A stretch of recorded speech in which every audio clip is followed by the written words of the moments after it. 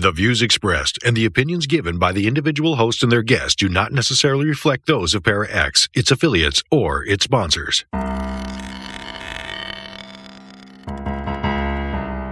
I'm horror author T. Fox Dunham. And I'm horror author and filmmaker Phil Thomas. And tonight we're asking you, what are you afraid of?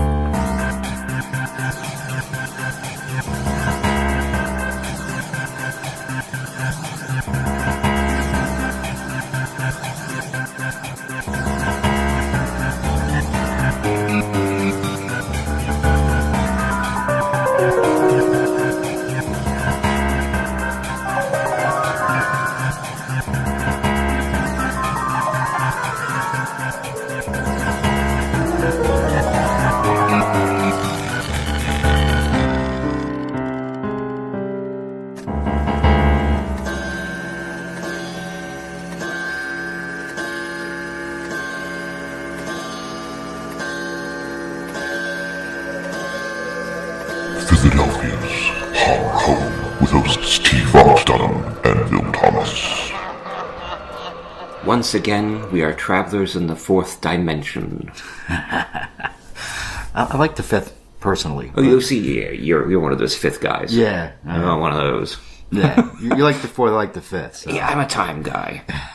and we have traveled another year. We're actually all time travelers. We're just moving in one direction at one pace. I know. You know? Yeah, it's crazy when you think about it. Yeah. I mean, we can't go backwards, but we can only go forwards. And the way they say that time itself might be stoic and solid and not moving, but our perception might be that we move forward, but time itself might move in all directions. Yeah. And that's very interesting. Ooh, think about that for a second, right? Yeah. Like the idea that time is just like space. It's a series of levels or places and spatial coordinates. It's just, we perceive it a certain way. Right, we do. Yeah, we think about it. And so I thought that was interesting. But we're back. We are back, and speaking of moving forward in time, yes, this is 2019. Yes, it is. Yeah. Oh, it really is, isn't it? Our first. Yeah, it really is. I thought I'd, gone to sleep and was having a bad dream. 2019. Yeah. Now, we're almost there at 2020. Oh, boy. Isn't that the year, like, we're supposed to get the Jetsons flying cars? I believe that is, yes. It's 22. It's all going to happen. Yeah. We're going to be flying around in cars next year. Yes, definitely. Well, they'll be driving themselves. Yeah, all the roads will be obsolete. Yeah, right. We won't have to worry about roads where we're going. we don't need roads. He did it. Good old Doc Brown. Oh, yeah. And that was 2015, right? That was 2015, right? And I believe Blade Runner, Los Angeles 2019 was when that began. Right. Yeah. So Philip K. Dick was thinking we were going to be on other planets. Guess what? We're not. No, we're still stuck on this one. I mean, it's funny when you think about what people perceive to be the future that we're actually at now, and it's nothing like that. But we do have the Star Trek Next Gen touchscreens, though. Yeah, we do. We do have that. That's kind of cool. Yeah. And we do have some Jetsons technology. We have, FaceTime. We do. I mean, I remember watching that as a kid and thinking, oh, wow, that's crazy if you could actually talk to someone, like, over a phone conversation and see them. Mm-hmm. And no artificial intelligence. And we can do it now. Yeah. No. That we know of. A little bit. It's not very advanced, but... But, there could be travelers from the future taking over the minds of the soon-to-be dead. Yeah. Coming back to change the future. Yeah. Travelers. Yeah. Did you see season 3 yet? I did not yet. I did not yet. Did you see the whole thing? Oh, yeah. Oh, you did? I'm telling you, watch it on a day off. Because when you start episode 1, you're not doing anything else you're done. It's a good season? Yeah, they just quality work all the way. It's on my queue. It's actually next on my list. Good. It's next. I'm probably going to start it this weekend. Maybe even sooner, maybe tonight. I burned through it, and it's one of those things that when you suddenly realize you're on the last episode and you go, that couldn't have been more than a couple of hours. Yeah. And it was like, wow. But we've all binged. I've even gotten Allison to watch it. I almost started it in December, but every time I went to go start it, I was like, well, this is Christmas time. I ended up putting on like a Christmas movie. Right. And so my decision was, I'll just start it in January. And that's what I did. I started a few days ago and burned through it. But we are here with episode 106. We're haunting 2019. Haunting 2019. Yeah, we're back. I know it's been a little rough. We've been a little unsteady. I've been dealing with some things. You've been dealing with some things. Yeah. But I think we're at a place where we can get this steady again. We got a lot of good stuff coming up this year. A lot of good interviews. Absolutely. A lot of good ghost stories and horror stories and noir stories and banter and fun and music. You know, the stuff we do. Yeah. The stuff we like. Yeah. I got a guy on the show tonight, Andy Rausch. He's a crime author. He's a horror author. He's worked for a lot of different museums. He's done a lot of journalism. He's putting together a great anthology called A Time for Violence that I happen to have a story in. And listen to this TOC coming out. Richard Keismar, Richard Goodwin, Mark Slade, of course, old friend, Joe R. Lansdale is going to be in it. Paul Brazil is going to be on the show soon. Isabel Blackthorne's coming on the show. She's in it. Tony Knight and an old friend, John A. Russo, one of the writers of A Night of the Living Dead. And just some other great guys. Tom Bader, Chris Roy, an old friend of ours. Richard Christian Matheson. Peter Leonard. Oh, yeah. Yeah, I was happy to be in this one. And we got an interview from Angie Rausch tonight, and thank him for being on it. But we've also got another ghost story, one that I researched out of Philadelphia, also at the Belleroy Mansion. We did that last episode. We did the Ghost of the Belleroy Mansion. This is the dead boy of the Belleroy Mansion. This is in Chestnut Hill, Okay. where my wife works. Right. And it was owned by the same family for the last century. And now new owners have it, and they're reporting the ghosts too. But this place is a wealth of ghosts and haunting activities. Yeah.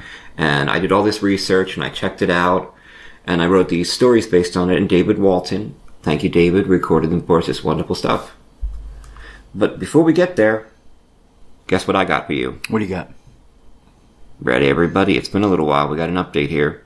We got clown news. That's right, we got clown news. For Bill, cue that jingle.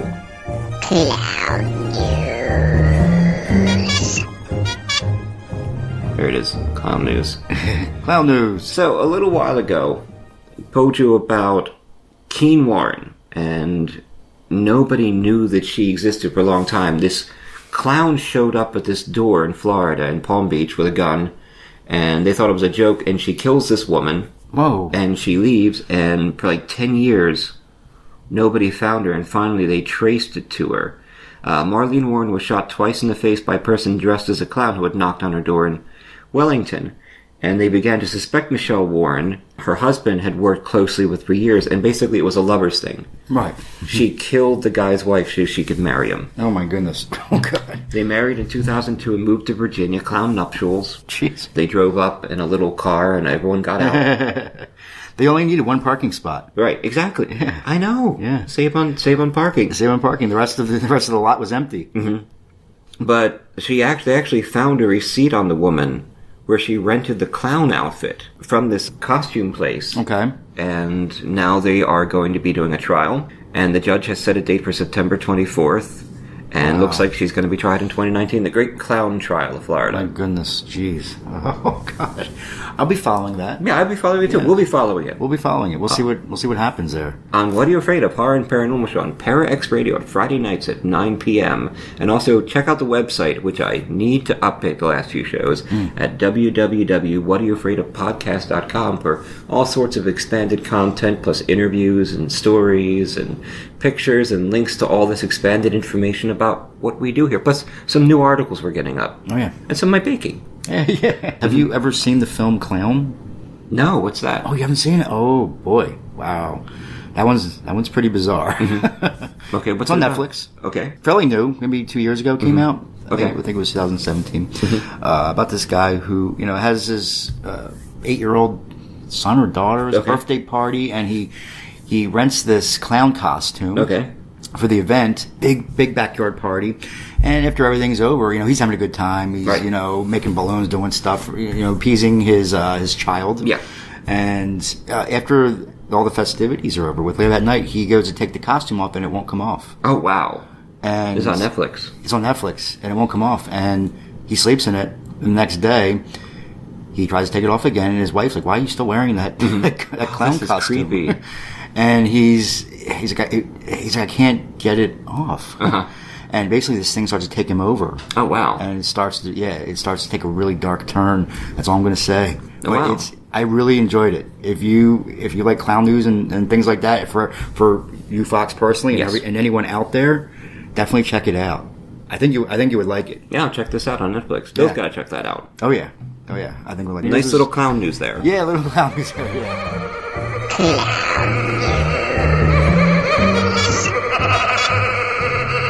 It's the New Year's. New Year's was good. I went to a friend of mine's house party. Okay. It was pretty cool. It wasn't like a rager or anything. We weren't like, doing keg stands or jello shots or anything crazy like that. Yeah. But it was fun. They had a spread of food. We had some beer and we had alcohol. There was plenty of it. Yeah.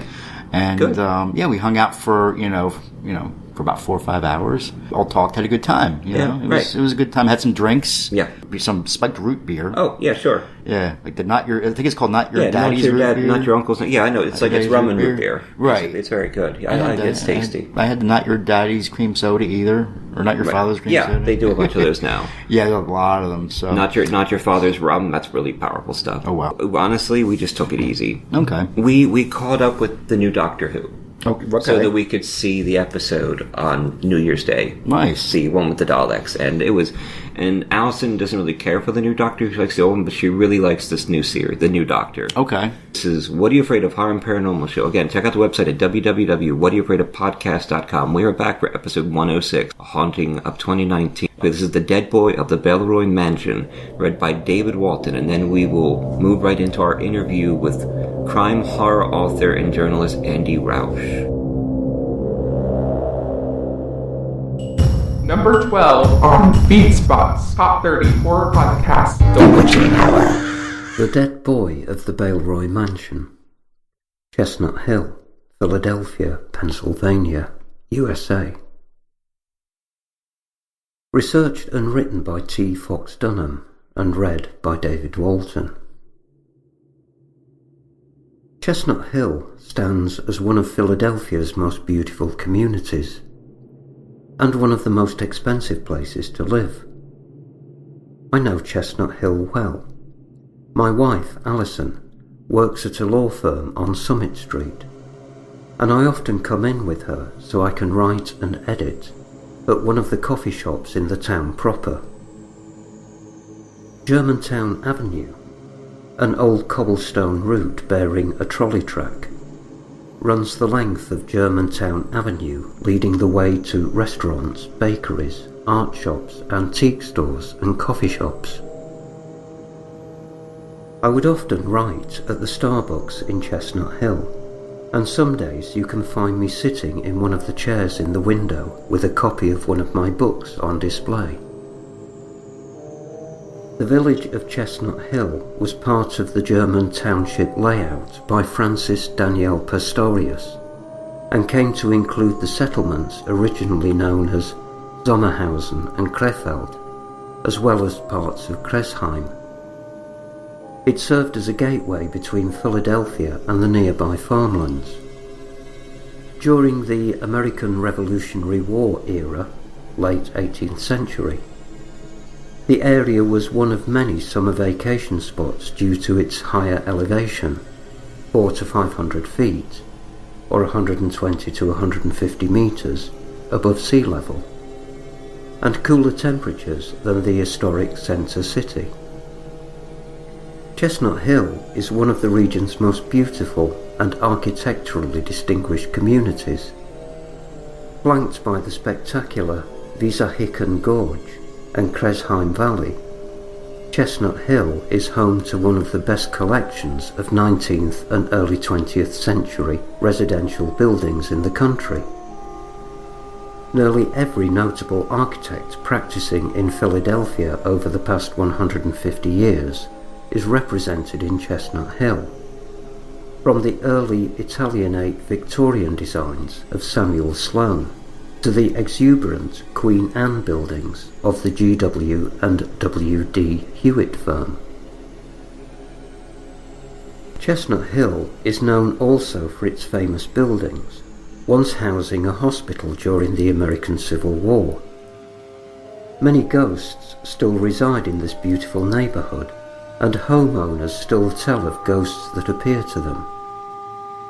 One such house, famous for its tales of encounters with the other side, is the Belroy Mansion. The Belroy Mansion is well known for its paranormal history.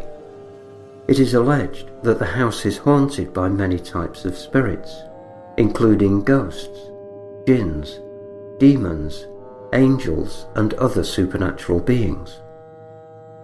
The mansion has been featured in many paranormal books and television shows.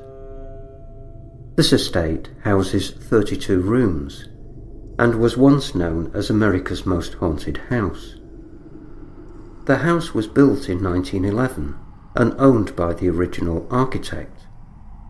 Legend has it that this architect killed his family, then hung himself, though I found no confirmation of this story. The mansion was then bought by May Stevenson and Henrietta Easby in 1926. Henrietta was the granddaughter of the famous general from the Battle of Gettysburg, George Meade. The name of the mansion was selected by George after a chateau in the Loire Valley of France.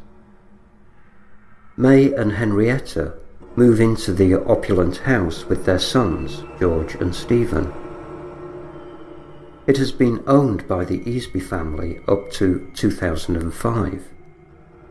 George Meade Easby died on 11th of December 2005 at the age of 87. His antique collection was sold and the mansion was converted into a private home. We ask our listeners to respect the privacy of the owners. The family lived in happiness and comfort for a time, but soon tragedy struck, and this tragedy was foretold. One day, George Jr. and Stephen stopped to view their reflections in a fountain. George saw his normal youthful visage, but what Stephen beheld chilled him to his bones. The image of a clean white skull glared back at Stephen from the water mirror, gazing through the boy with empty eye sockets. He was thought to have imagined this harbinger of death, but a few weeks later, Stephen acquired an illness and died a few days later. This event seems to have triggered a series of haunted events in the lives of the Meade family. Stephen has been witnessed by friends, family and workers still playing in the house of many rooms. Stephen was known for his pranks and disrupting family events, and he still longs for that attention even in death. And why wouldn't you? Death sounds a lonely state. His full-bodied spirit has appeared in his old bedroom, witnessed by his brother George and others over the years. A worker, David Belts, worked at the back of the mansion when he saw young Stephen watching them from inside. He said, "I noticed a person looking out the window at me, a young kid with blonde hair. He has his hands on the sill and was looking down towards the yard. I said to my buddy, 'Look at that little kid.' As they watched, the kid vanished." Belts' co-worker said it was really strange, and he refused to ever work at the mansion again. He claimed he felt someone staring at him when he was on the property. On October the 31st, 1994, for an article in People magazine, Belts described another encounter with Stephen Meade. He and co-worker Eddie Robinson witnessed Stephen walking down the main staircase.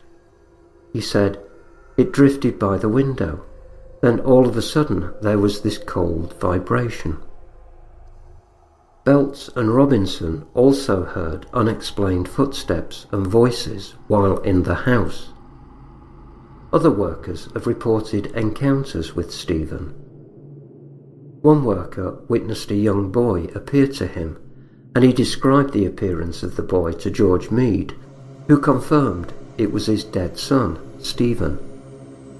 And another worker heard his name called out to him in the basement. He refused to work alone in the basement again. Stephen is believed to have thrown an antique pot across the room during a dinner function, striking a respected minister. Others have said they could still hear the footfalls of the young boy running across the floor, still playing. The most infamous of the events that involved Stephen happened during a dinner party held by the Mead family. While entertaining guests in a nearby dining room, a crash thundered through the house, startling the guests. George went to investigate, fearing collapse or burglary, and traced the sound to the gallery. There they discovered a portrait of Stephen sitting on the floor, 15 feet away from its customary place on the wall. Upon investigation, George discovered the nail still remained firm in the wall, and that the wire was intact on the back of the painting. George could offer no logical explanation and blamed the incident on the ghost of his deceased son, who refused to be forgotten during the dinner party. Stephen may also be the prankster responsible for electrical issues in the attic and other parts of the house. The electricity suddenly goes out and does not respond to attempts to fix it. Electricians can offer no other explanation as to the interrupted service. In recent years, the alarm system has also gone off several times while the house was empty. Finally, Philadelphia police attributed the alarms to the ethereal residents of the mansion, writing "ghosts" as the explanation in their reports. Does Stephen still play in the house of his youth and place of his death? Is he trapped as an eternal child, playing pranks and striking visitors in a desperate attempt for attention? George Easby Mead, his brother, was the last living member of the family, and since the house is now private property, we may never know if the hauntings continue, though the new owners have admitted to having at least one more encounter with Stephen. The Vallinis family moved into the mansion after the death of George Mead Easby. It took a few years for the courts to sort through the legal issues that erupted between George's life partner and extended family. While the Vallinis entertained friends, the spirit of a boy appeared in the hall and ran down towards the parlour, shocking the group. The boy then vanished. They checked on their kids, but they'd been asleep for hours. The family laughed it off, and the ghost was witnessed by their guests who knew nothing of the haunted history of the property. Susie Vallinis claims to have seen the reflection of a young blonde boy in a mirror, but when she turned, she didn't see him in the room with her. The Vallinis have also reported phantom cars coming up the driveway, then vanishing. The power turns off without explanation, and motion sensors go off in the foyer at night, though the downstairs is empty. In an interview that Kevin Feely, Billy Penn, 2015, did with his neighbours, the Vallinis family, he reported that the family is sceptical of the spirits. They admit that the house can be eerie and full of old house noises, but they aren't really bothered by the spirits in the house. Kevin heard a strange knocking without obvious source that Vallinis explained was just a breeze. Perhaps with the departure of Stephen's family from this plane of existence, the ghost of young Stephen will finally come to rest. Or maybe he will be as desperate for attention, interrupting parties and events in the need to be seen, remembered, and never forgotten. Who wants to be forgotten? Is that the real end for ghosts? However, this is but one story we will present about Baleroy House in another episode of What Are You Afraid Of? Horror and Paranormal show. Other legends exist: the blue chair of death, dead relatives, and even a dead maid who haunts with malice. This story was researched by horror author T. Fox Dunham from several sources of documented hauntings in Philadelphia. His sources? Haunted Philadelphia by Darcy Wood, The Chestnut Hill Patch, The Philadelphia Inquirer, various online websites, Haunted Houses USA, the works of Mark Nesbitt, and local interviews.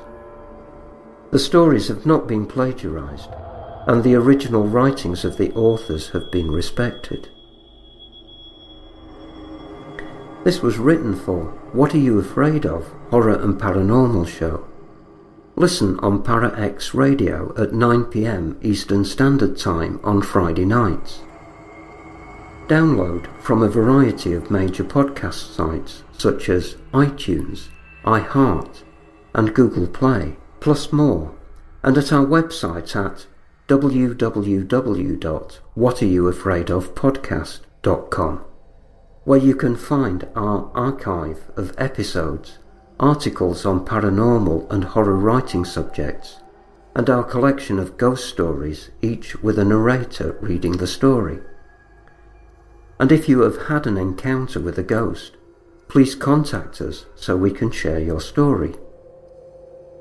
Guidelines are available on the website at www.whatareyouafraidofpodcast.com.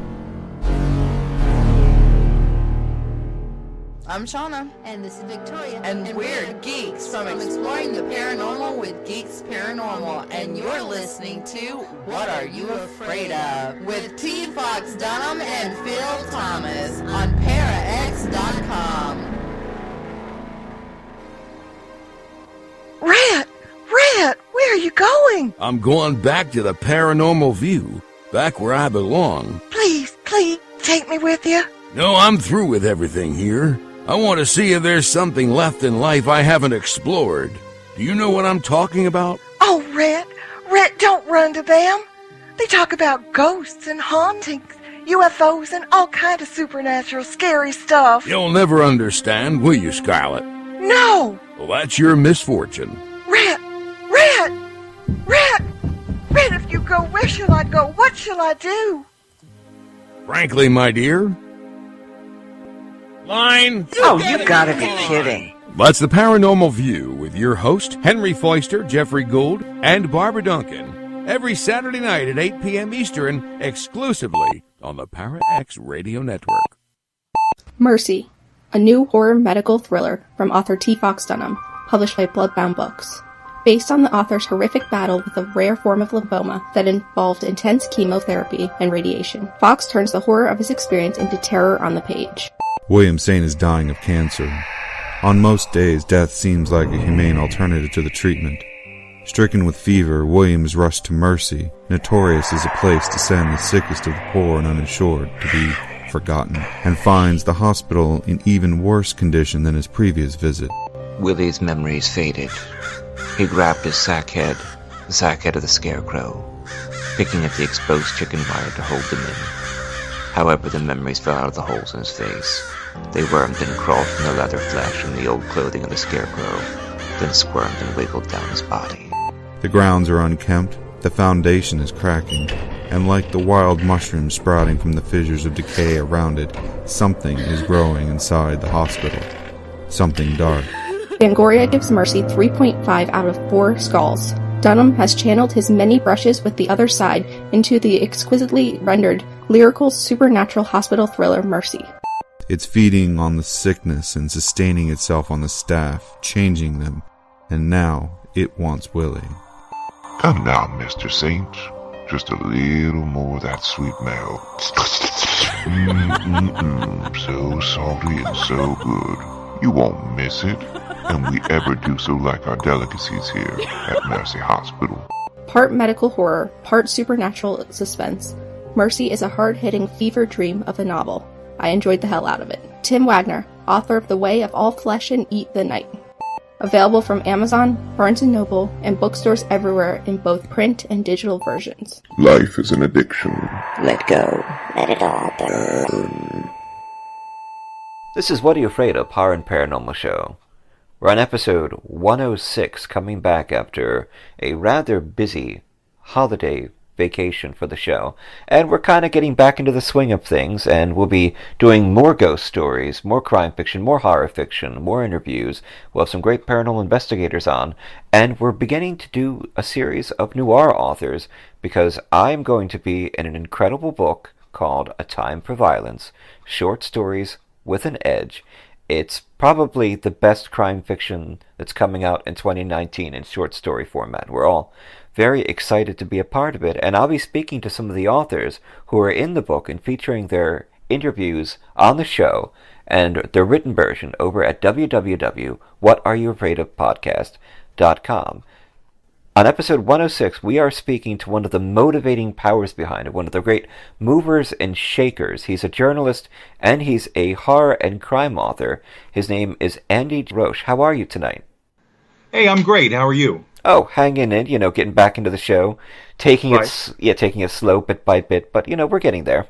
How did you become an author? I don't know. It's one of those things, I think that if you're really a writer, you don't choose it chooses you, and I wanted to be a writer since I was a kid.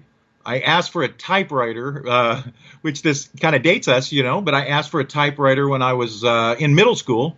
I think I was a sixth grader, and I wanted a typewriter. I thought I was going to be an author, but humorously enough, I already thought I was going to write a crime story. I wanted to write a story about a cop that infiltrates the mob. Now, obviously, living in Kansas and being 12 years old, I had no idea really what the mob was or, much. I mean, I knew what it was in passing, but, so obviously it wasn't going to be very good.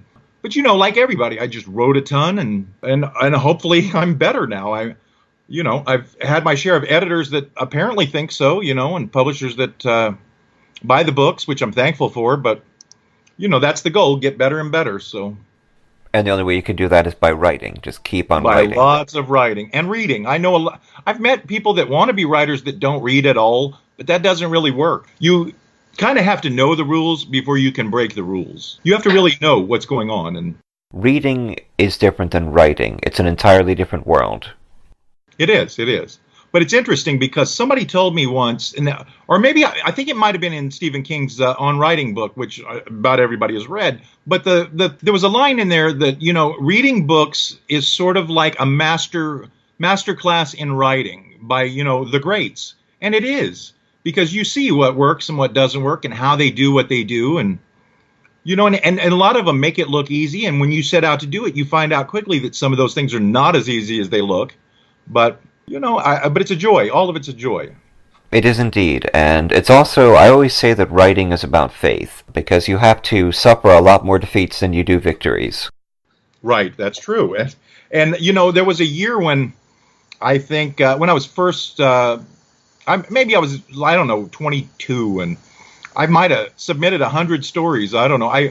Maybe not 100 different stories, but, I probably made about 100 submissions in that year, and I didn't get anything published. And so this year I had about 8 stories published separately, and I had 5 books come out, some mostly nonfiction. It's not like I write 5 novels a year or anything like that, but so it's good, man. Yeah, it is, and you're an incredible talent. I know you do some nonfiction, some reporting, and a lot of horror and crime. And so, tell us about your story in the incredible upcoming anthology, A Time for Violence. All right. Well, the story is called The Sweetest Ass in the Ozarks. And the way that came about, I had a heart transplant in April, I'm sorry. And that's in St. Louis, and that's about 6 hours from where I'm at. So as a follow-up, I have to go back to St. Louis every month. And that's a 6-hour drive up and a 6-hour drive back. And, that's a lot of wear, but I have to drive through the Ozarks to get there. And one day I stopped at a gas station and I saw this guy that looked super methed out, like he was the epitome of the meth user stereotype. And at the same time, there was this gorgeous woman in there, or this girl that was ridiculously gorgeous, but she was sort of one of those, I don't know, like, she looked like a Barbie doll, but like you could tell there wasn't a lot really probably going on in her head.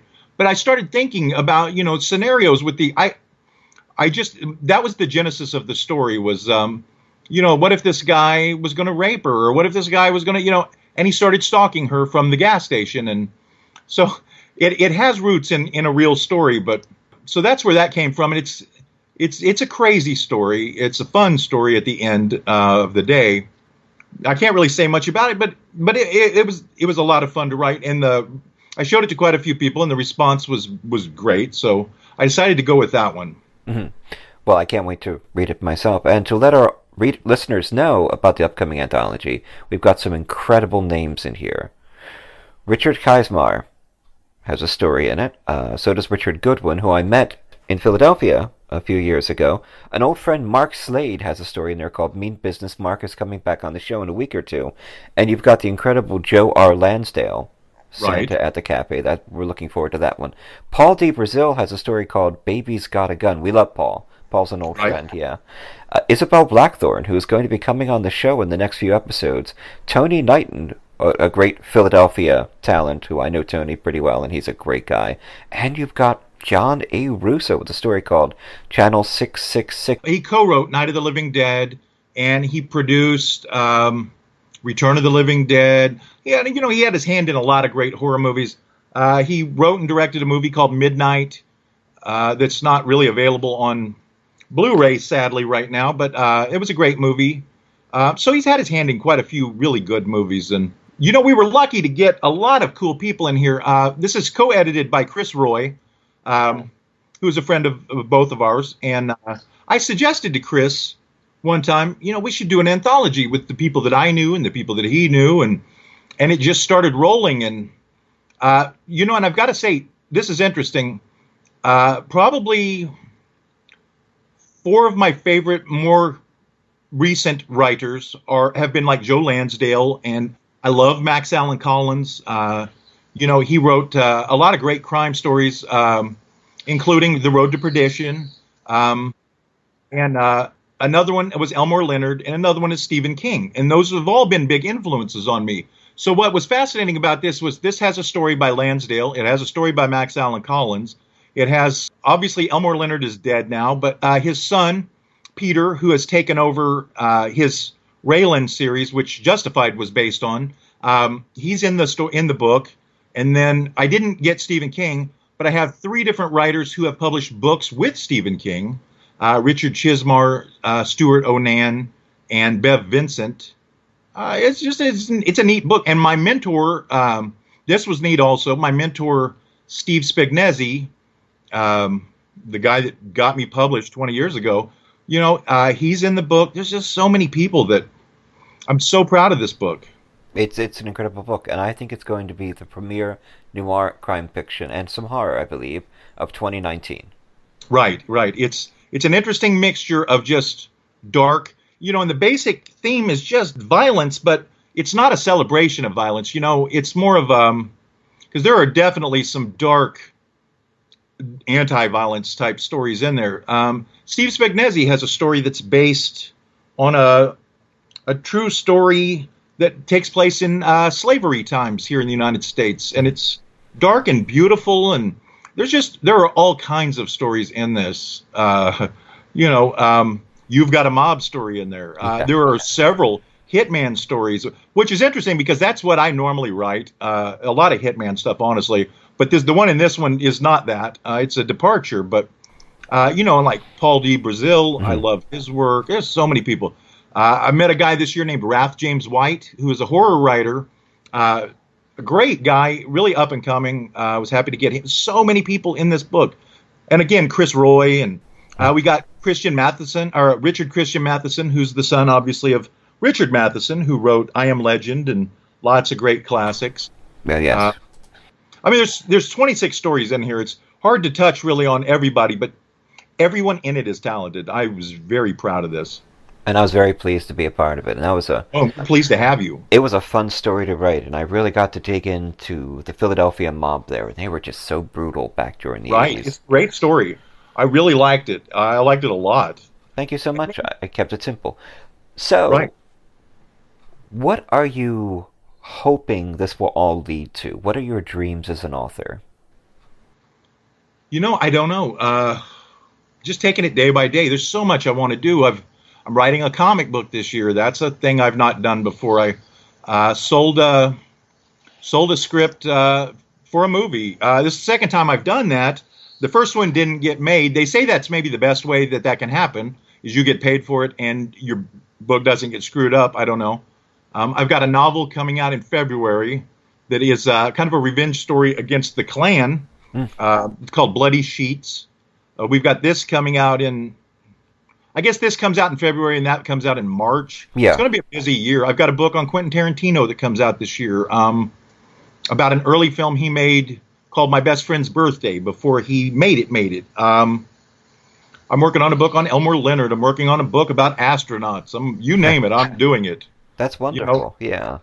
Keeping a lot of pots boiling there. I think authors generally have 1,000 stories always brewing in their head at one time. Yeah, I think so. And I've got a vampire story I'm working on. It's the first full-length horror story I've written, and usually, for some reason, my longer form things are all crime, and my short stories tend to be mostly horror. So this will be my first long-form venture into horror. We did a wonderful story for us in one of the Christmas episodes, Santa's Little Helper. That was fun. That was a lot of fun. I appreciate you guys putting it on. It sounded great. The way your guy performed it, it was fantastic. Yeah, David Walton, our talented English folk singer. Yeah, he's really great, and we need to start renting him out because he's got a wonderful voice for it. Okay, so moving on and kind of wrapping up with Andy Rausch. Tell me, if you could go back in time when you started this misadventure as an author, and you could save yourself a lot of the heartache or give yourself some golden piece of wisdom that you know now, what would you tell yourself then? It would probably be just don't stress out so much. Take it one day at a time. Just because you're getting rejections now doesn't mean, that you're not going to have talent or that you don't have talent, but it's rough, I think I would go back and I would say everyone goes through this, because at the time I didn't know it. And every time I got that mostly form rejections in the mail, I'd look at them and I'd think I suck. I have no hope. And, so I think I would be more inclined to tell myself not to make some of the mistakes I made involving women than it would be writing. But that's a whole other story for another day, man. Oh, yeah. I've had that problem myself. Right. We have to learn, and we have to study, and we have to take our time and observe. I get exactly what you mean. Right. So what kind of advice would you give to an author starting in the industry today? I don't know. I would tell him, try not to piss anybody off, because there's a lot of politics involved, a lot more politics than you think are going to be involved. Network. Read. And a big one that I've learned is, and I think you said you do this also, is to read the stories out loud, and then you kind of find the cadence in them. And sometimes, even though you can't put your finger on it, you'll come across a word that's just kind of clunky. When you read it out loud, it doesn't flow with the rest of it. It's clunky. But you don't know that until you read it out loud. And I think that's really how you find the rhythm of your story. And I regret that my first novel, a lot of people liked it, and it's got like 50 reviews and then another ton of them on book. That other one, Goodreads. Yeah. But but I didn't do that read it out loud thing, and it probably doesn't make a difference in the grand scheme of things, but I'm really kind of embarrassed by that now. But I guess that's always the story. You wish you could go back and rewrite your stuff, and because the next one, the hope is the next one will always be better. So there you go. And something I always like to say is that an author is only as good as their next story. Right. Well, thank you so much for talking to us.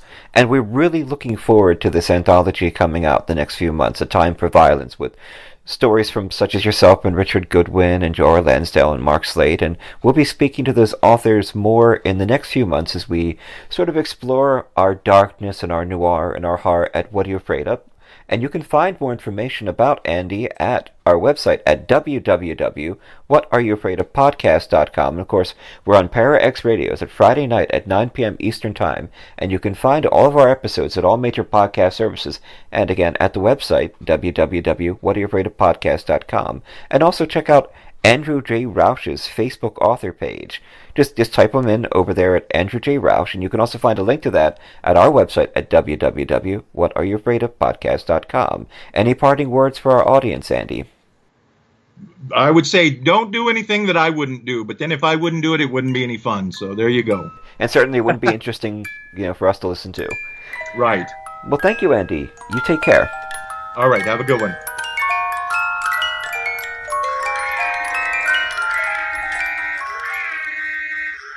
Are you haunted by shadow people in the middle of the night? Do you secretly love all things creepy and spooky, enjoying ghost stories and horror fiction from the best storytellers? Do you have a true ghost experience you want to share, but no one will believe you? If yes, listen to the professionals on What Are You Afraid Of? Horror Paranormal Show Friday nights at 9 p.m. on Para X Radio and at www.whatareyouafraidofpodcast.com. What are you afraid of on Para X? Our creepy and demented hosts are on call to provide you with all your spooky needs with true ghost stories, interviews, indie music, and new horror fiction. We are ready to scare you. Para X. In the future, roving bands of comic book podcasts will savage the wasteland, once known as the Internet. One podcast, the Grolix Podcast, may not be the biggest, may not be the funniest, may not be the most well-spoken. Wait, what was my point again? Oh yes, the Grolix Podcast. Listen to it at grolixpodcast.com. That's GRAWLIX podcast.com. Well, here we are again. I thought that perhaps the nightmare was over, but no. I am summoned once again and can only obey. I am in thrall of Fox and unable to resist his powers, his hypnotic powers, masquerading as charm and friendship, his transatlantic, perhaps global powers. And so, every Sunday morning I sit in front of a microphone and read. Every Sunday afternoon I edit the audio file I have been commanded to create. Every Sunday evening I press send on an email to Philadelphia with an MP3 attached and tremble as I await the verdict of my master. I changed my name from David Walton to Brendan Shawland and created music which I liberally sprinkled throughout the internet in websites including SoundCloud and Bandcamp in a pathetic attempt to throw him off the scent. Those hopeless breadcrumbs are still available if you care to listen, so that you will know what not to do when your time comes.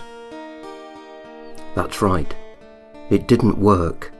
He tracked me down, and I am once again his creature. If you are listening to this, you are in grave danger, and I can only urge you to flee. Flee! Before it is too late, before you find that you too are a voice actor on whatareyouafraidof.com. On January 17th at Otto's Shrunken Head, join acclaimed New York City authors Karen Huler, John C. Foster, and Nicholas Kaufman for a night of thrills, chills, and astonishment as they read from their new novels. Come for the amazing stories, stay for the glamorous prizes. Karen Huler is the author of The Inner City, In Search of Lost Time, and Other Places. John C. Foster is the author of Mr. White, Night Roads, and The Isle. Nicholas Kaufman is the author of Dying Is My Business, In the Shadow of the Axe, and 100 Fathoms Below. Thursday, January 17th from 7 to 9 p.m. at Otto's Shrunken Head in the East Village, located at 584 East 14th Street between Avenue A and Avenue B. Check out their website for more information at ottoshrunkenhead.com.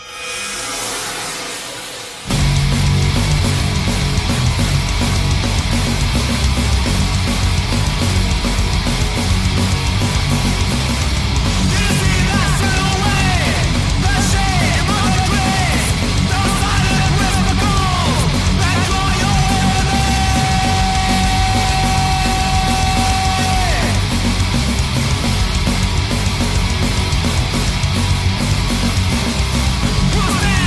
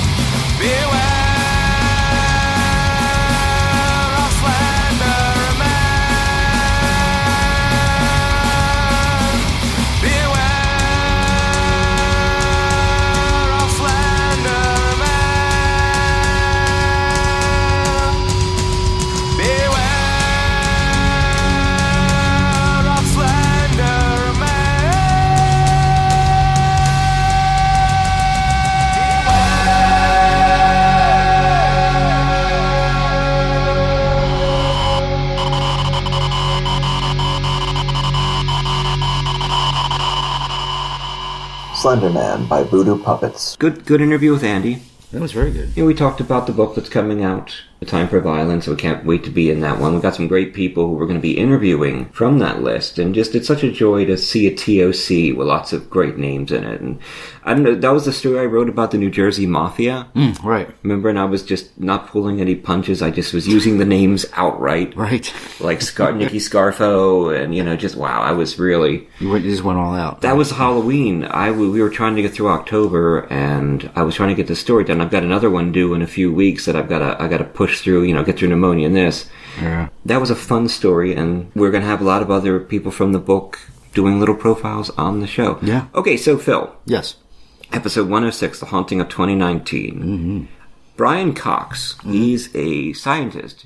He is a charismatic person. He's basically another Carl Sagan. Okay. So he's a TV physicist, a Right. TV astronomer. Okay. And I'm sure you've seen him in some things. I think I have, yes. Yeah, thin guy, black hair, British accent. Right. He says that if ghosts existed, we would have seen them using particle accelerators like the Large Hadron Collider in CERN. Okay. That we would have seen some sort of evidence of particles. Now, first of all, see, I don't get the logic here, because if you're a ghost, or even if you're living, you're not exactly going to walk into this thing when it's working. No.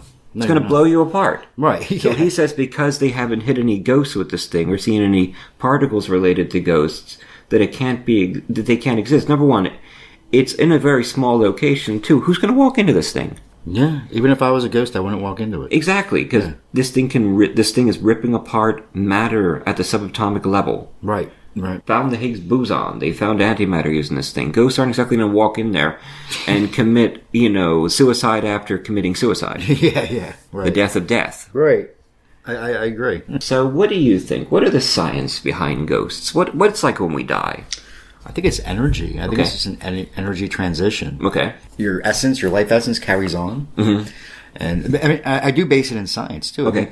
I mean, even Albert Einstein said, energy continues. Yeah.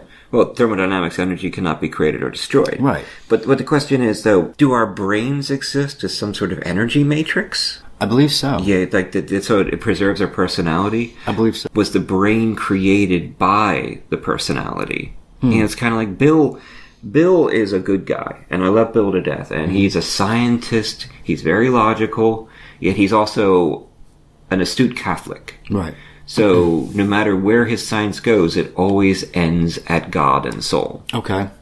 So he says that brains are like pilot chairs for the soul, and the body's like an airplane or a car. Right. So the soul takes possession of the brain. And I always think that souls are debts that we're given, and we sort of build them as we go. Right. Well, remember Mark Nesbitt was talking about quartz sort of saving memory and replaying time. Right.